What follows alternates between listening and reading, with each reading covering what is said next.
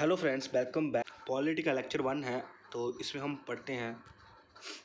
Polity में हम important part है ये पॉलिटी का, द प्रेसिडेंट ऑफ इंडिया। ठीक है, आज हम बात करेंगे प्रेसिडेंट ऑफ इंडिया। तो सबसे पहले तो मैं बता देता हूँ आपको, जो हमारे करंट प्रेसिडेंट हैं वो हैं द्रौपदी मुर्मू। ठीक है,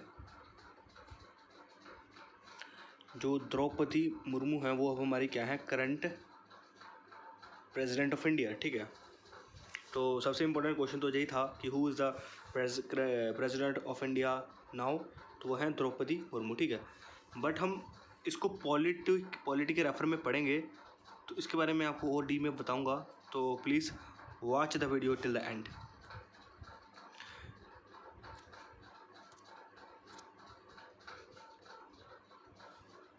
पॉलिटी में जे PYQ हैं दोनों के दोनों, फर्स्टली जो दोनों के दोनों PYQs हैं। बड़ी बार क्वेश्चन पूछा गया है, who is the head of the Indian state. ठीक है, हेड कौन है इंडियन स्टेट का, ताकि क्वेश्चन ये भी पूछा जाता है, who is the first citizen of India.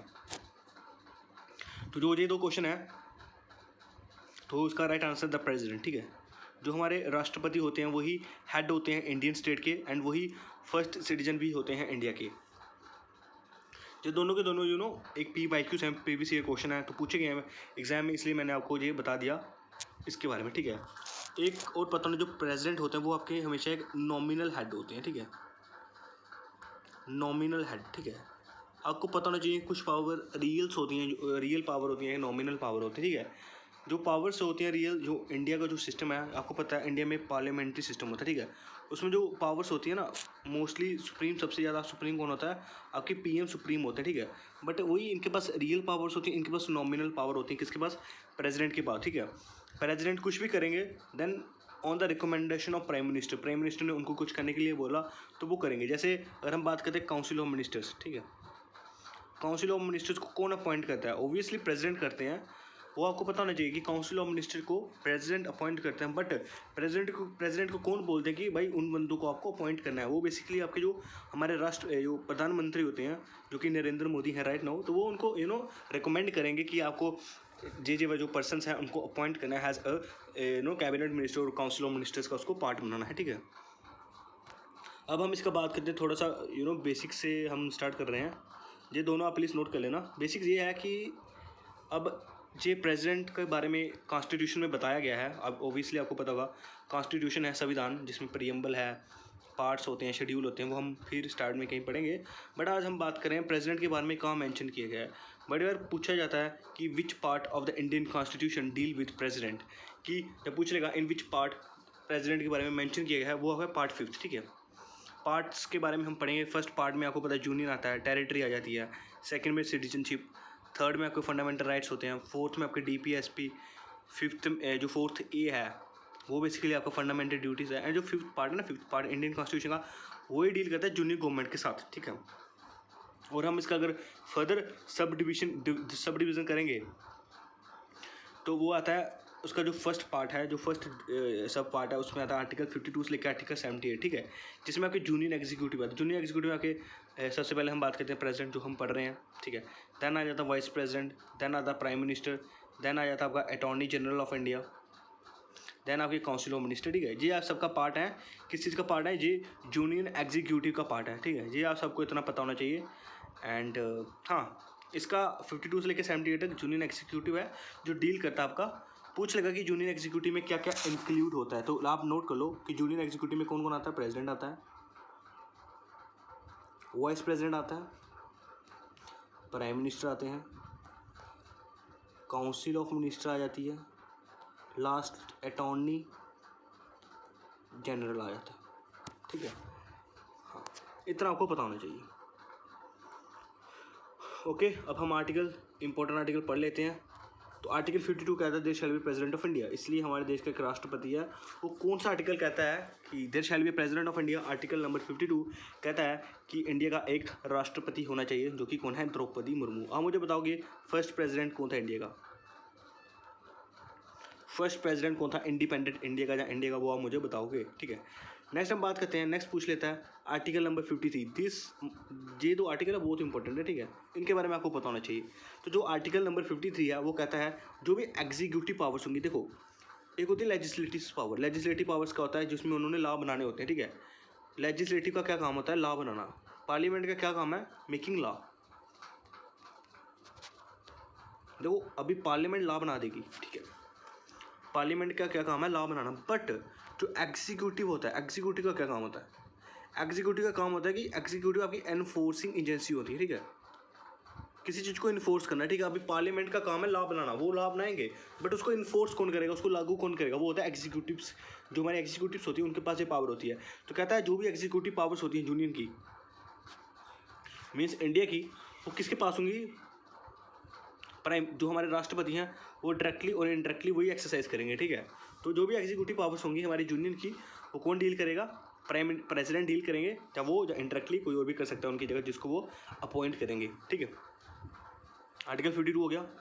Article number 53 भी हो गया। नेक्स्ट हम बात करते हैं इलेक्शंस की। पूछ लेता है बड़ी बार, आर्टिकल नहीं याद रखो, दैट्स नॉट इम्पोर्टेंट, बट याद रखना है कि इसमें पार्टिसिपेट कौन कौन करता है, ठीक है। देखो इसमें पहले तो ये इंडायरेक्ट इलेक्शन होती है। क्या होती है? Indirect election. देखो इंडायरेक्ट इलेक्शन कहने का मतलब ये है कि इसमें हम जो आम जनता होती है वो पार्ट नहीं लेती है। आपको पता है, ये आपने पढ़ा होगा यूनिवर्सल एडल्ट फ्रेंचाइज, ठीक है। जो भी 18 ईयर से अबव हैं वो वोट नहीं करेंगे इसमें, ठीक है। इसमें इसका एक स्पेशल इलेक्टोरल कॉलेज होता है, ठीक है। इसका क्या होता है? स्पेशल इलेक्टोरल कॉलेज, ठीक है। तो वो क्या होता है मैं बता देता हूँ, उसमें कौन कौन पार्ट लेता है। जो प्रेसिडेंट की इलेक्शन होती है उसमें कौन कौन पार्टिसिपेट करता है?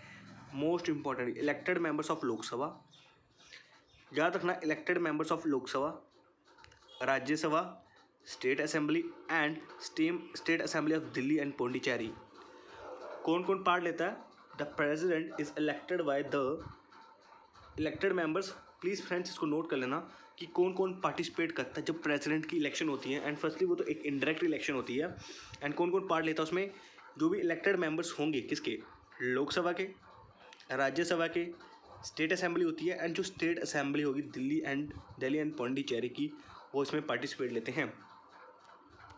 तो ये आप प्लीज़ ध्यान रखना, ठीक है। इलेक्शंस कैसी होती हैं? देखो मैंने पहले भी बताया, आर्टिकल 55 नहीं याद रखना। आर्टिकल आप मैं बता दूंगा लैंड में। आर्टिकल 52 याद रखो क्या होता है, आर्टिकल 53 भी याद रखो, और भी आगे इंपॉर्टेंट आर्टिकल आएंगे, आई विल टेल यू कौन सा रखना है, बट ये रखना है।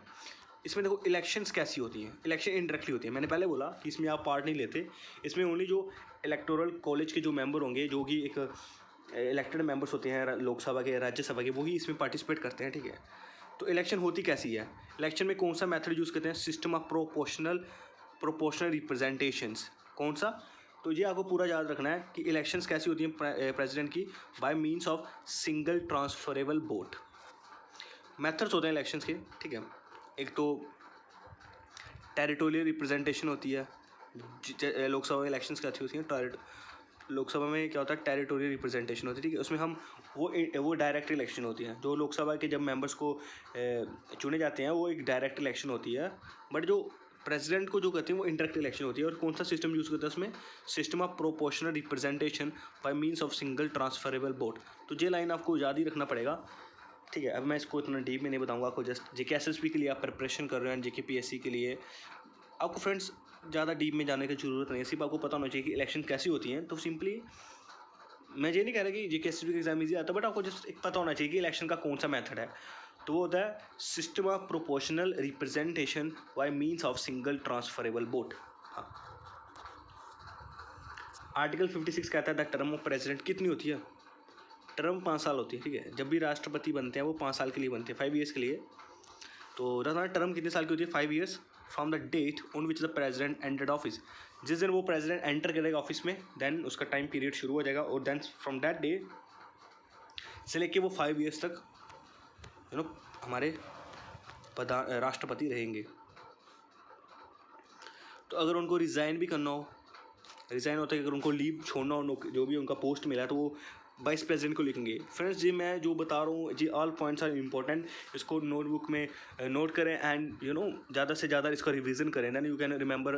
आपको एग्जाम में ट्रेट क्वेश्चन पूछे जाएंगे कि अगर प्रेसिडेंट को रिज़ाइन देना हो वो किसको देता है? तो अगर प्रेसिडेंट को रिज़ाइन देना हो वो वाइस प्रेसिडेंट को देता है। कि टर्म कितने साल की होती है? 5 ईयर्स की होती है। कौन कौन से मेंबर उसके पार्टिसिपेट करते हैं in the election of president, वो आपको पता होना चाहिए। मैंने बताया आपको ऊपर। बट हम आगे बात करें कि this point is not important, बता रखना कि एलिजिबल होता है फॉर री इलेक्शन टू द ऑफिस। मतलब जो अगर एक बार बंदा प्रेसिडेंट बन चुका है, 5 साल हुए तो प्रेसिडेंट हट जाएगा, बट वो फिर से प्रेसिडेंट फिर से बन सकता है। तो कह रहा है आप अगर जितनी बार बनना आप बन सकते हो, जी इस आर्टिकल में बताया हुआ था, ठीक है। आर्टिकल 58 कहता है कि कुछ क्वालिफिकेशन होती है। अब ऐसा नहीं है ना कि कोई भी बंदा आके बोल दे कि यार मुझे ही प्रेसिडेंट बनना है तो मुझे प्रेसिडेंट बनाओ, ऐसा थोड़ी नेपाल का कोई आदमी आके बोल दे नहीं मुझे इंडिया का प्रेसिडेंट बनना, वैसा नहीं होता। There must be some qualification जो आपको फुलफिल करना पड़ता है, ठीक है। तो वो क्वालिफिकेशन आप याद रखेंगे। आर्टिकल भूल जाए that's not important, but qualification must be आपको याद रखनी पड़ेगी। फर्स्ट क्वालिफिकेशन है कि वो सिटीजन होना चाहिए इंडिया का। जो भी बंदा इंडिया का राष्ट्रपति बनना चाहिए वो इंडिया का नागरिक होना चाहिए। सेकंड, उसकी एज 35 ईयर होनी चाहिए, ठीक है। वो 35 प्लस ही होना चाहिए, कम नहीं होना चाहिए। और वो क्वालिफाइड होना चाहिए कि वो मेंबर बन सके लोकसभा का। जो बंदा मेंबर बन सकता है लोकसभा का, फर्स्ट अगर वो क्वालिफाइड है, अगर वो 35 ईयर्स ऑफ एज उसकी हो चुकी है एंड वो सिटीजन है, देन वो एलिजिबल है for election to the office of president. जो इलेक्शन होगी प्रेसिडेंट के पोस्ट के लिए वो एलिजिबल है, ठीक है। और एक पॉइंट और होता है कि he should not hold any office of profit, ठीक है। मतलब वो कोई भी मतलब ऑफिस ऑफ प्रॉफिट होल्ड नहीं करना चाहिए उसको अंडर द यूनियन गवर्नमेंट हो गई, जहाँ स्टेट गवर्नमेंट और एनी लोकल अथॉरिटी और एनी पब्लिक अथॉरिटी, ठीक है। तो ये होता है this conditions must be fulfilled. अगर आप ये कंडीशन फुलफिल करते हैं, जो भी बंदा इलेक्शन मतलब उस पोस्ट के लिए खड़ा होना चाहता है तो उसको ये कंडीशन फुलफिल करनी पड़ेगी। अगर वो करता है देन वो बंदा एलिजिबल है फॉर किसके लिए, जो आपकी इलेक्शंस होती हैं वाइस प्रेसिडेंट के लिए, ठीक है। हाँ, अब कंडीशंस की बात करते हैं। उन्होंने कुछ कंडीशन रखी हुई हैं, तो वो क्वालिफिकेशन थी, बट ऐसा भी है कंडीशन है आपको, ये इंपॉर्टेंट कंडीशन है कि he should not be member of either house of parliament और house of the state legislature. जो भी पर्सन प्रेसिडेंट बन रहा है, जहाँ प्रेसिडेंट बनेगा वो मेंबर नहीं होना चाहिए, ना ही पार्लियामेंट के किसी हाउस का, ना ही स्टेट लेजिस्लेचर का, ठीक है। कंडीशन यही है, आपको याद रखना है। कंडीशन ये है कि he should not be a member of either house of parliament और a house of the state legislature. तो अगर ए पर्सन प्रेसिडेंट बन रहा है, अगर वो मेंबर है पार्लियामेंट का तो उसको वो पोस्ट वैकेंट करनी पड़ेगी। अगर वो स्टेट लेजिस्लेचर का मेंबर है तो उसको वो भी पोस्ट अपनी वैकेंट करनी पड़ेगी, ठीक है। आर्टिकल 60 इंपॉर्टेंट आर्टिकल याद रखना, एंड आर्टिकल 61 ये भी इंपॉर्टेंट है। आर्टिकल 60 होती है उनको शपथ। देखो, it is administered by the chief justice of India. President oath लेंगे किसके सामने, चीफ जस्टिस ऑफ इंडिया के सामने, ठीक है। प्रेसिडेंट साहब जो होंगे, जो भी राष्ट्रपति बनेंगे, वो ओथ लेते हैं, शपथ लेते हैं किसके सामने, इन फ्रंट ऑफ किसके, चीफ जस्टिस ऑफ इंडिया। हाँ, देन हम बात करते हैं इम्पीचमेंट। इम्पीचमेंट होता है कि इम्पीचमेंट ऑफ द प्रेसिडेंट। अगर प्रेसिडेंट को इम्पीच किया जाता है, पूछेगा आर्टिकल 61 क्या है, पूछेगा भाई आर्टिकल 61 क्या है, तो आपको बताना होगा। आर्टिकल 61 है इम्पीचमेंट ऑफ द प्रेसिडेंट। क्या, इम्पीचमेंट ऑफ द,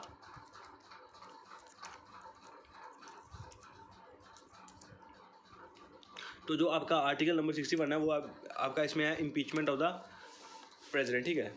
तो उसमें इम्पीच का कहने का मतलब होता है कि हम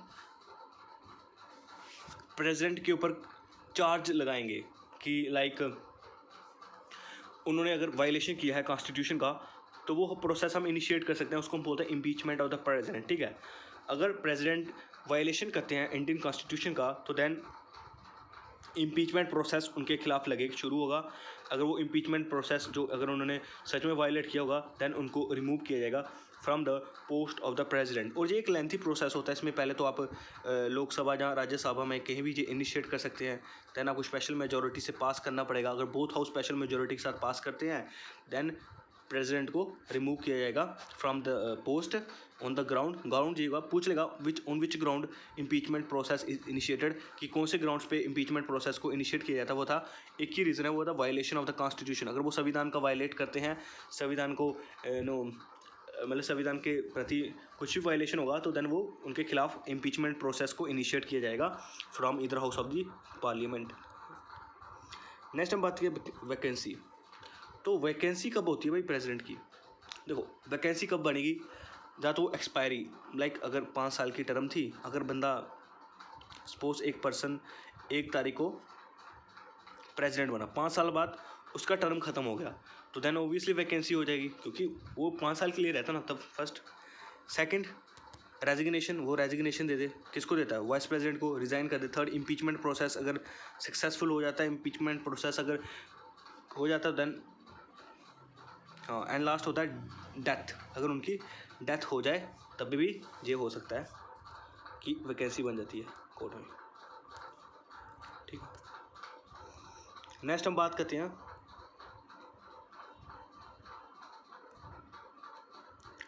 ये कुछ इम्पोर्टेंट पॉइंट्स हैं, मैंने आपको उधर साइड में लिखे हैं, आप इसको पढ़ लेना। अगर वैकेंसी होती है, अगर प्रेसिडेंट की पोस्ट खाली है, उसकी जगह कोई नहीं बैठा है, तो देन जो office of the vice president होगा इंडिया का, वही एक्ट करेगा एज अ प्रेसिडेंट, ठीक है। क्या वैकेंसी है? In the case of vacancy in the office of president, अगर प्रेसिडेंट की सीट वैकेंट है तो देन वाइस प्रेसिडेंट बैठ सकते हैं प्रेसिडेंट की सीट पे। कहने का मतलब अगर एब्सेंट बोलो आप, absent, not vacancy friend, sorry for this, आप इसकी जगह लिखना in case of absent, absent, अगर इन केस ऑफ एब्सेंस आएगा, ठीक है। अगर राष्ट्रपति ऑफिस में नहीं है, वो कहीं लाइक बीमार हो चुके हैं, like there are so many reasons, अगर हैं तो देन वो जो वाइस प्रेसिडेंट होंगे वही प्रेसिडेंट बन जाएंगे, ठीक है। इन केस ऑफ वैकेंसी, अगर जैसे मैंने बोला 5 साल की टर्म होती है, जैसे ख़त्म हो जाती है विद इन 6 मंथ उनको इलेक्शन करवानी करेगी। वही कह रहा है कि इलेक्शन जो भी होगी 6 मंथ के अंदर उनको इलेक्शन से करवानी पड़ेगी, ठीक है। और जो न्यूली इलेक्टेड प्रेसिडेंट होता है वो ऑफिस में कितने साल के लिए रहता है भाई? 5 साल के लिए। न्यूली इलेक्टेड प्रेसिडेंट ऑफिस में रहता है for a full term of 5 years, ठीक है। आज बंदा प्रेसिडेंट बना, कोई भी पर्सन, तो वो 5 साल के लिए रहेगा, ठीक है। देन उसके बाद जा सकता है, हाँ, बीच में हो सकता है कि उनका इम्पीचमेंट प्रोसेस शुरू हो गया और वो रिज़ाइन दे देता है, डेथ हो जाती है, there are so many reason, but ऐसा बताया जाता है अगर कोई भी बंदा प्रेसिडेंट बनता है तो उसका नॉर्मल जो टर्म होता है वो 5 साल का होता है, मैंने आपको पहले भी बताया, ठीक है। तो हाँ, इतना। ओके फ्रेंड्स, आई होप आपको ये लेक्चर अच्छा लगा होगा। प्लीज़ लाइक, शेयर और subscribe our channel for more study related updates.